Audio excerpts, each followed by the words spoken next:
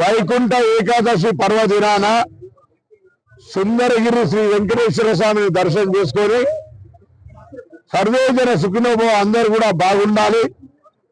ప్రజల ఆకాంక్ష కొరకు ఏర్పడ్డ నూతన తెలంగాణ కాంగ్రెస్ ప్రభుత్వం ఆ భగవంతుని ఆశీస్సులతో ఏ ప్రజలైతే సమస్యలు ఎదుర్కొంటా ఉన్నారో, ఇల్లు లేక, పెన్షన్ లేక, ఇతరాతర సమస్యలతోటి ఉద్యోగాలు రాక ఎదుర్కొంటున్న సమస్యలన్నీ మీ ఆకాంక్షలతో ఏర్పడ్డటువంటి ప్రభుత్వం వాళ్ళకు న్యాయం చేసే విధంగా ఆ భగవంతుడి బలాన్ని ఇవ్వాలని సందర్భంగా ప్రార్థించుకున్నా.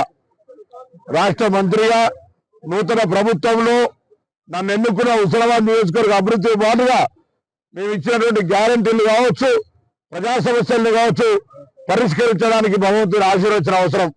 ఈ వైకుంఠ ఏకాదశి పర్వదినాన ఆ భగవంతుడు నిండు ఆశీర్వచనం మా అందరి మీద ఉంచి, ఈ ప్రభుత్వం మీద ఉంచి, ఈ ప్రజల మీద ఉంచి అందరూ కూడా మంచి సుఖ సంతోషంతో ఉండాలనేటువంటి ఆకాంక్షను మన భగవంతుని ముందట ఉంచుతూ ఆ భగవంతుని ఆశీర్వచనం తప్పకుండా ఉంటుందని మరొకసారి వైకుంఠ ఏకాదశి శుభాకాంక్షలు తెలియజేస్తూ అందరికీ నమస్కారం.